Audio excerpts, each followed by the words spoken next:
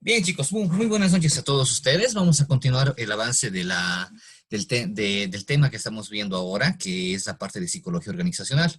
El semestre ha estado dividido en dos partes. Lo hemos dividido la primera, que era acerca de psicología social, donde hemos visto algunas teorías generales que pueden aplicarse a diferentes espacios de interacción humana, que puedan ver, que se puedan aplicar a un tema social, que puedan aplicarse a temas familiares, que puedan explicarse básicamente que nos pueden ayudar a entender todos los momentos donde nosotros interactuamos con personas.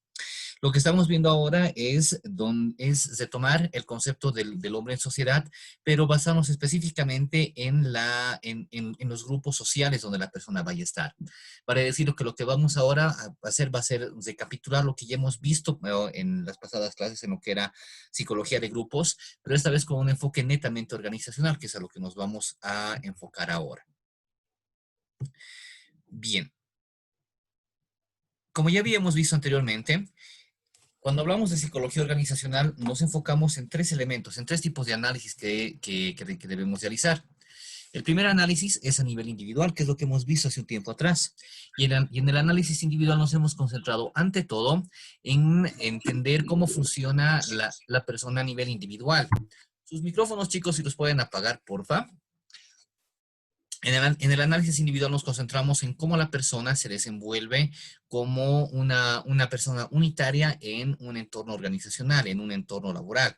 Y ahí veíamos esas diferencias individuales que hay en cuanto a cómo las personas van a percibir el mundo, qué distorsiones cognitivas van a tener las personas, lo cual va a influir en la forma en la que ellas perciban el entorno en el que se van rodeando. Hemos visto lo que es motivación, hemos ampliado todo lo que es motivación, hemos visto prácticamente todas las teorías importantes a poderse utilizar y teorías que son utilizadas para poder plantear alternativas en organizaciones, ya cuando ustedes entren a un mundo laboral, si es que estarían interesados en poder especializarse en esta área. Y con ello, una vez que entendemos cómo la persona funciona de manera individual, nos toca ver la segunda etapa, que es entender cómo la persona funciona, pero esta vez a nivel grupal. Y eso necesariamente nos lleva a que volvamos a recapitular los puntos que habíamos visto anteriormente en las pasadas clases, cuando veíamos lo que era psicología de grupos. Pero esta vez, como les digo, es un enfoque netamente centrado en lo que es el análisis grupal de un punto de vista organizacional. Entender a la persona desde el punto de vista que el desempeño que tiene en el trabajo, el comportamiento que tiene cuando la persona está trabajando. Bien, vamos a aceptar a sus compañeros y comenzamos ya con la explicación de hoy. Bien, cuando vemos el análisis grupal, vamos a tomar en cuenta a manera de introducción los siguientes puntos. Primero, que el análisis de los grupos es importante para las organizaciones. ¿Por qué? Por los siguientes motivos. Estos son los motivos importantes por los cuales a una organización le interesa tomar en cuenta cómo las personas se desenvuelven en grupos. Primero, porque las personas se organizan en grupos formales e informales. Las personas son seres gregarios, somos seres que necesariamente tenemos que estar en contacto entre nosotros. Parte de nuestra vida, de nuestras necesidades, como lo habíamos visto anteriormente, motivación, es la gregariedad, es estar en contacto con otras personas. Es así que las organizaciones van a organizar a las personas en grupos formales e informales, que es lo que vamos a hablar más adelante en las siguientes diapositivas. Aparte, vamos a ver que los gerentes y los jefes, que son igual personas, seres humanos, están a cargo de otras personas, organizan el trabajo de otras personas y lo hacen en base a equipos de trabajo que tienen a su cargo. Vale decir, supongamos que esta persona es el jefe del grupo, esta persona tiene que organizar a todas estas personas y esas personas conforman un grupo. Entender esa dinámica del grupo va a mejorar mucho la gestión del liderazgo y de orientación que pueda tener este líder. Además de ello, la participación de las personas en grupos influye en su comportamiento. Como hemos visto hasta ahora, las personas se comportan de una manera cuando están aisladas, cuando están solas, y se comportan de una manera totalmente diferente cuando están en grupos. El efecto del grupo es muy fuerte para la persona, porque la persona influye en el grupo, pero a la vez el grupo influye mucho en la persona, en los tres elementos que digamos las actitudes, en la forma de pensar, en la forma de sentir y en la forma de actuar. Los grupos pueden perseguir objetivos discrepantes con los de la organización y generar conflictos. Puede ser que ese grupo que tengamos aquí sea un grupo que vaya en contra de los objetivos que tenga la organización. La organización quiera trabajar de una manera y este grupo, pues, no sé, puede estar más orientado puede ser un sindicato, que la organización va por un lado y el sindicato pide otras medidas por otro lado, sin que haya una comunidad en los objetivos que ambos deberían tener. Entender cómo se mueven estos grupos es igual importante para una correcta gestión. Finalmente, los grupos que están bien gestionados pueden ayudar a la organización a alcanzar sus objetivos. Y también funciona de manera opuesta. Grupos que están mal gestionados van a perjudicar a la organización a alcanzar sus objetivos. Una organización que tenga claro cómo funcionan sus grupos, jefes o gerentes de área, jefes de área, que sepan cómo funcionan las personas con las que están trabajando, cómo funcionan los grupos, que sepa cómo poder gestionarlos, pues va a tener una ventaja acerca de conseguir los objetivos que tenga como área. Y si todas las áreas van aportando y están bien gestionadas, inmediatamente esto va a repercutir en los objetivos que la organización tenga a nivel macro. Bien, vamos a ver ahora los grupos organizacionales.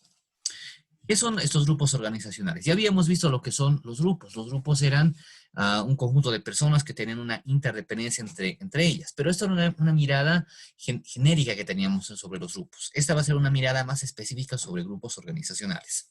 Si vemos acá, vemos a unas 4 personas que están agarrando unos engranes y seguramente van a moverse hacia la izquierda o hacia la derecha para que este engrane del medio pueda funcionar. Eso es un grupo organizacional, es un grupo que está mediado ante todo por el desempeño, por una acción laboral, que es por un objetivo laboral que tendrían. El vínculo que los une, en la mayor parte de los casos, es ese vínculo laboral que tienen las personas. Pero también, obviamente, hay otros vínculos de tipo más afectivo, que no tienen que ver con el cumplir con la tarea, sino que tienen que ver con otras necesidades psicológicas o sociales que tenemos como seres humanos. ¿Qué es lo que vamos a intentar a desglosar ahora? Los grupos organizacionales. Las actuales demandas externas hacen que las organizaciones deban fomentar la creación de equipos cohesionados y de alto desempeño. Equipos cohesionados significaba equipos unidos, equipos involucrados, equipos donde haya alta confianza entre los participantes y los participantes se sienten en un ambiente de libertad en el equipo para poder desempeñarse. Pero además equipos que sean de alto rendimiento, que esto es algo que está surgiendo, bueno, ya surge hace muchos años afuera y está llegando también acá a Bolivia. Esos grupos de alto rendimiento implican que los grupos pueden trabajar o pueden tener un alto desempeño sin tener que estar mediados por un jefe ¿qué les digo? Los grupos son autónomos. Los grupos llegan a ser autónomos, se organizan ellos mismos y ellos mismos obtienen los resultados. Pueden llegar incluso a prescindir de un jefe por el hecho de que el grupo está cohesionado y tiene claro los objetivos a llegar. Eso lo vamos a ver un poco más adelante, y aquí unas 2 clases seguramente, cuando ya lleguemos a grupos de alto rendimiento. Ahora, lo que las organizaciones tenían que hacer es evitar separar a las personas en puestos aislados, es decir, evitar que las personas sean satélites, tengan trabajos, tengan funciones que no estén vinculadas entre ellas, porque la vinculación de las funciones, la unidad de las funciones, la función que cumple Pedro con la que cumple Pablo, tienen que estar vinculadas, tienen que estar relacionadas, no deben ser aisladas. Y eso cambia un poco el diseño estructural que se tenía, los diseños organizacionales tradicionales, porque en esos diseños se tenía la persona con su tarea y la persona era responsable de lo que ella iba a hacer, pero no tenía una interrelación con otras personas, que es lo que estamos buscando ahora porque eso nos da mayor dinamismo. ¿Recuerdan esa teoría de la Gesell que decía que el todo es más importante, que el todo es más importante, no solo es la suma de las partes? Cuando vemos un grupo, cuando vemos este grupo que tenemos acá, juntos realizando un desempeño, es mayor el desempeño que este grupo realiza estando juntos y bien cohesionados, bien organizados, que el desempeño que él podrían realizar de manera aislada. Por eso es que el todo es más importante que la suma de las partes, o no es solamente la suma de las partes, tiene un valor agregado. Ellos, por más que sumemos lo que él y él harían de manera separada, si juntamos todos estos esfuerzos, pero bien organizados, bien dirigidos, seguramente el resultado va a ser mucho más óptimo. El grupo, como lo veíamos antes, está compuesto por dos o más personas interdependientes que se unen e interactúan para alcanzar los objetivos determinados. Eso ya lo veíamos en las primeras clases de la cuarentena cuando estábamos haciendo esta introducción a psicología de los grupos. Y ahí veíamos cómo precisamente estos grupos van a ser personas, dos o más personas, que van a tener una interdependencia, es decir, que va a haber una relación entre las personas. Esa relación que va a haber entre las personas va a hacer que una dependa de la otra o una tenga que dar información a otra y tenga que recibir información de la otra. Y estas funciones y esta información se interactúa para que se puedan alcanzar objetivos.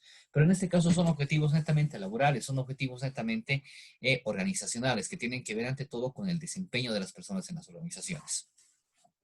Cuando las personas trabajan en grupo, no se comportan igual que cuando trabajan solas o trabajan aisladas, porque el comportamiento de las personas varía en cuanto a las nociones que las personas tienen acerca de lo que se debe hacer y cómo se lo debe hacer. Las personas cuando están aisladas tienen una forma tal vez autónoma en la que puedan trabajar, pero cuando están reunidas en un grupo, cuando estas personas se unen para trabajar, tienen que ponerse de acuerdo. Existen todos los fenómenos grupales que hemos visto en las anteriores clases que se van a dar en el grupo y que van a cambiar lo más importante, que son las actitudes, van a influir en las actitudes.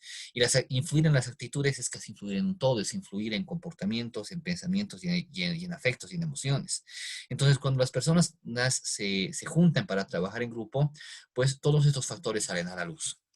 Desde un punto de vista organizacional, las personas trabajan en equipo cuando están motivadas para trabajar juntas, cuando esas personas quieren trabajar juntas, desean trabajar juntas, cuando perciben al grupo como una unidad de personas que interactúan entre sí, es decir, cuando ellos se perciben como un grupo, cuando todos contribuyen en mayor o menor medida en el cumplimiento de los objetivos del grupo, donde todos ellos tienen un objetivo o una misión, un trabajo, una tarea que hacer que ayude a que este grupo pueda avanzar, en este caso para que esto pueda moverse y en la interacción que se presentan en cuanto a acuerdos y desacuerdos. Porque en la interacción que estas personas vayan a tener necesariamente tienen que deben poder coordinar las actividades a realizar. Y esa coordinación de actividades pues los va a llevar a tener acuerdos y desacuerdos hasta que puedan tomar sus decisiones. Bien, ahora entrando un poco más en lo que es los grupos organizacionales, en los tipos de grupos organizacionales. Eso ya lo hemos visto antes, hemos visto lo que son grupos formales e informales, pero ahora vamos a profundizar un poco más en este concepto, dando algunas subcategorías de ambos. Vemos lo que son los grupos formales, que habitualmente los grupos formales son establecidos formalmente, valga la redundancia, por la organización. Es decir, es la empresa, es la organización, es el banco, es la industria, es la fábrica en la que trabajamos quien hace esta definición. Y esa definición habitualmente la hacemos con un organigrama, a la que llamamos grupos de mando. ¿Por qué son grupos de mando? Porque son grupos determinados por la relación de autoridad definida en el organigrama, donde hay un gerente del cual dependen los demás cargos. Es decir, tienes aquí un gerente, una persona que está a cargo de la organización, y aquí tienes otras personas más que dependen de esa persona. Vale decir, cuando vemos un organigrama, seguramente esto ya lo van a ampliar mucho más cuando vean administración de personal al año siguiente, vamos a ver que hay una persona que está a cargo de la institución, que es el gerente, va a haber una persona que está a cargo de una área y aquí están las otras personas que trabajan en línea con esta persona. Entonces, este nivel, esta jerarquía de mandos con el gerente aquí arriba, los subgerentes acá vienen los jefes y aquí vienen los operarios, eso lo tenemos definido previamente ya por un organigrama. El organigrama ya nos dice cuál es la posición de la persona, cuáles son las personas con las que va a trabajar y ya te organiza. Si vemos el ejemplo que tenemos acá, puede ser que este sea el gerente general está aquí arriba, está vacante, y aquí tenemos estas 5 personas que trabajan juntas. Esta puede ser el jefe de recursos humanos, acá tienes al analista de dotación, al analista de pagos, y aquí tienes a las otras 2 personas. Todos ellos forman un grupo. Y son un grupo de mando que está a cargo de quién? Del jefe del área. Él es el que tiene la responsabilidad por el trabajo que realizan las demás personas. Tiene la responsabilidad de liderar el grupo, liderar el equipo. Tiene la responsabilidad de orientar en cuanto a las tareas, de organizar el trabajo y de cumplir todas las funciones que habíamos visto anteriormente cuando veíamos liderazgo. Bien, ahora, Esto ya está definido, como les digo, por las organizaciones. Las organizaciones ya te definen este organigrama, cosa que la persona que entre va a cubrir ¿qué? La vacante que se tiene. Si este puesto está vacante, viene la persona, viene esta vacante, es nuevo, pero automáticamente ya forma parte de este grupo. Esos son los grupos de mando. Pero también vamos a ver que hay grupos de tarea, que es algo similar a lo que ya vimos anteriormente, pero con algunas puntualizaciones. Los grupos de tarea son grupos que están formados para cumplir con algún objetivo. No están en el organigrama regular. Se forman siempre que la tarea se presenta, por lo que las personas pertenecen al grupo de tarea y también al grupo de mando. Explicándolo un poco, ¿qué nos dice? Nos dice que estos grupos son formados para cumplir con algún objetivo o alguna tarea que se tenga que realizar. Como por ejemplo, una tarea puede ser estos comités de emergencias que se van realizando. Puede ser que una organización tenga esos planes de continuidad. Y en ese plan de continuidad establecen que si pasara algo en las oficinas centrales, hay un grupo específico de personas que van a trabajar en otro lugar, en otra instalación. Y eso se puede dar, por ejemplo, con lo que pasó el año pasado, cuando habían esos problemas sociales, entonces era muy difícil dar continuidad a las tareas que se tenían que realizar porque el centro de la ciudad estaba colapsado. Lo que se podía hacer en esos casos era tener otro lugar de trabajo que no sean las oficinas principales, pueden ser cercanas a ellas, donde un grupo de personas vayan y desempeñen sus funciones ahí para mantener todavía activa las funciones de la institución. Esa puede ser un cierto tipo de grupo.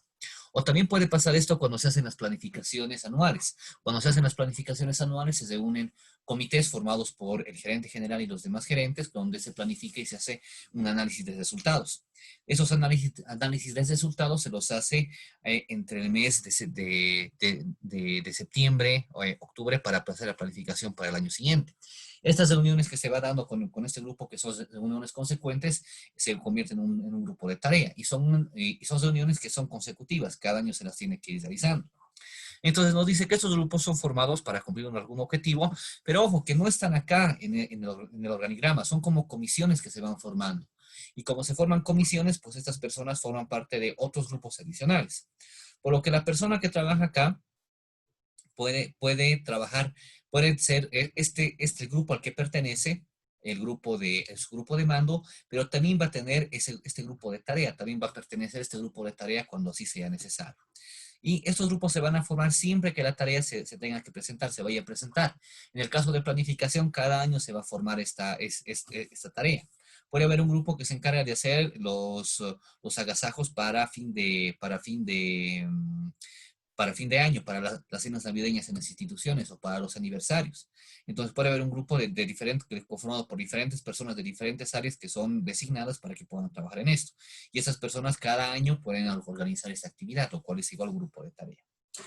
Pero también vamos a tener ahora lo que son los grupos temporales. Los grupos temporales son los que tenemos acá, que se forman para ejecutar tareas específicas con una temporalidad también específica y definida.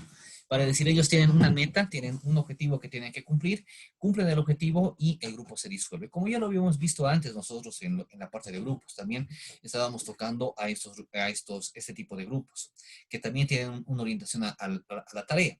La diferencia es que este grupo tiene una temporalidad definida. Este grupo que vemos acá puede reunirse una y otra vez, pueden reunirse cada vez que la tarea se tenga que dar. En cambio, esta es una tarea que se da por una sola vez habitualmente, que tiene un tiempo de inicio y tiene un tiempo de conclusión en la cual tendría que terminar la tarea que hay. Un ejemplo de ello es lo que vemos acá, en lo que veíamos con el COE que se formó para el tema de la pandemia. Tuvo un tiempo de duración, un momento en el que se fundó, un tiempo en el que se organizó y un tiempo en el que terminó. Pero se terminó y bueno, ya no funciona más, entiendo este comité. De la misma manera van a haber grupos que van a ser esporádicos, que se van a formar en un cierto momento, tienen una tarea, una misión que cumplir, cumplen la misión y bueno, cumplida la misión, el grupo también queda disuelto. Bien, ahora vamos a ver lo último, que son los grupos informales. ¿Qué es lo que vemos en la diapositiva, en la imagen que tenemos acá? Si vemos con calma, pues vemos personas que están interactuando entre ellas, que están conversando. están riendo, parece que la están pasando bastante bien. Tal vez estén hablando de temas personales o estén hablando de temas relacionados al trabajo. Y están en una oficina, están en un ambiente laboral. Ven, fíjense los escritorios, la impresora, la pizarra, los archivadores y demás elementos que hay en la fotografía. Este es un grupo informal. Y vamos a ver qué hace que ese grupo sea informal. Los grupos que surgen de forma espontánea como resultado de las interacciones interpersonales que surgen del entorno laboral van a ser llamados grupos informales.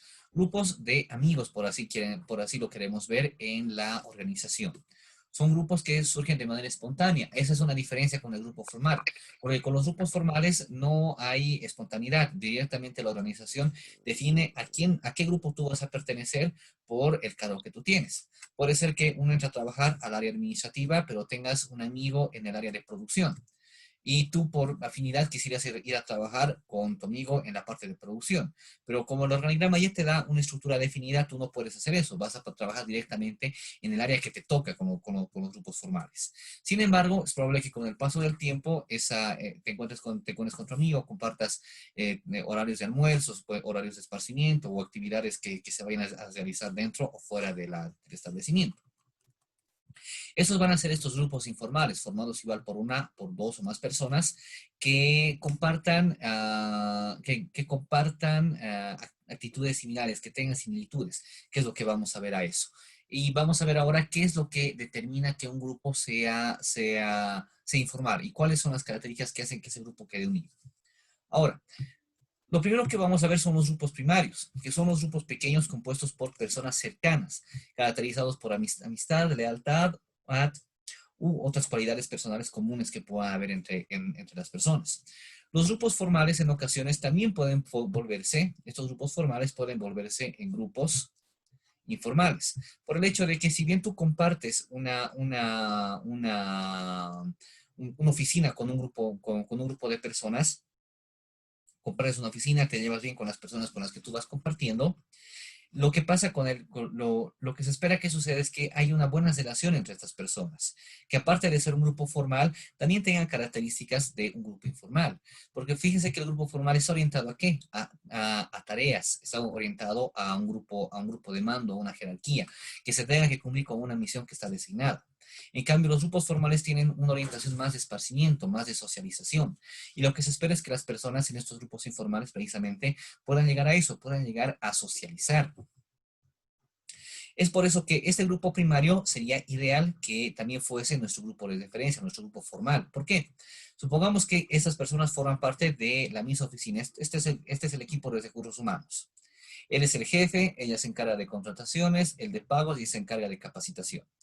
Sería ideal que en un ambiente, en una oficina, esa pueda ser esa dinámica, que ese grupo formal que tú tienes también se pueda convertir en un grupo informal donde tú puedas compartir con las personas con las que estás trabajando.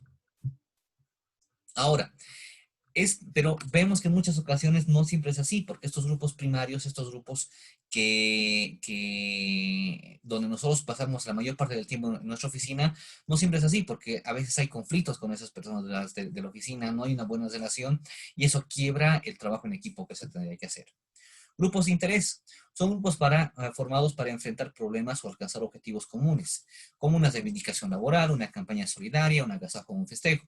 Estos grupos son formados de manera espontánea, pero no son designados, como en el otro caso veíamos, por la organización, que te designa a tal persona para que se haga cargo de alguna actividad, sino que estos grupos surgen de manera espontánea en los empleados, sin una organización formal de parte de la empresa. ¿Y eso para qué se puede utilizar? Los elementos más comunes, como por ejemplo cuando hay una reivindicación laboral, cuando vemos que hay el problema que se tenga en cuanto a sueldos que se deban, en cuanto a malas condiciones laborales, lo que pasó el año pasado y los demás años con los médicos que iban a pedir que ellos sean tomados en cuenta en la Ley General del Trabajo. Esas son reivindicaciones laborales, donde las personas se unen por ese objetivo común que tienen. La organización no define tú y tú van a marchar por esta reivindicación, sino que las personas son las que se organizan para eso. Una campaña de solidaridad, si tienen un compañero que está enfermo, que está con alguna enfermedad, está en el hospital o tiene algún gasto o el hijo de algún compañero tiene algún problema o alguna situación como esas. Entonces, estas campañas también son organizadas de manera espontánea. Un festejo, un agasajo, un cumpleaños que se quiera organizar. Finalmente, grupos de amistad, que son grupos que van más allá del entorno laboral y tienen relaciones sociales donde comparten aficiones e intereses. Estos grupos ya no solamente van a socializar acá dentro de la oficina. Al final del trabajo, pues irán a comer algo, a tomar algo, irán a un boliche, irán a escuchar música, se reunirán en la casa de alguien y tendrán actividades que tengan que ver ya no tanto con la parte laboral, no con cumplir una meta laboral, pero sí con la interacción interpersonal que se espera que haya. Lo ideal es que esos grupos formales que tenemos también se vuelvan grupos informales, porque estos grupos informales tienen la característica de que potencian esa necesidad de socialización que veíamos en las personas. Lo que veíamos antes con Maslow, esa necesidad de socializar, de aceptación, de llevarte bien con las demás personas, es algo que se debe fomentar para que los grupos formales, los grupos que tenemos acá, puedan tener un alto desempeño, porque hay un factor de confianza que es importante. Bien, chicos, hasta acá concluimos la parte teórica de la clase. Dejo los últimos minutos para alguna consulta que tengan. Si hay alguna pregunta, los escucho atentos o atento.